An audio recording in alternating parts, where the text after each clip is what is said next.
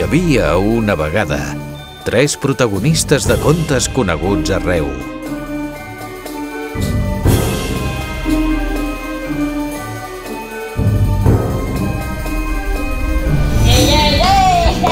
¿Qué pasa, chavales? Ei, què tal? Soc en Barba Blava. Hola, sóc el príncep blau dels contes. Les noies, m'encanten, sobretot si estan adormides. Així se no s'entenen de res. A vosaltres us sona aquesta conversa a la vida real? Sí. Sí? Bastant. Molt. Per exemple? Escoltar-la amb uns companys de classe. De festa. Saps què passa? Que va amb aquestes malletes tipus gay. ¡Váyate, mariquita!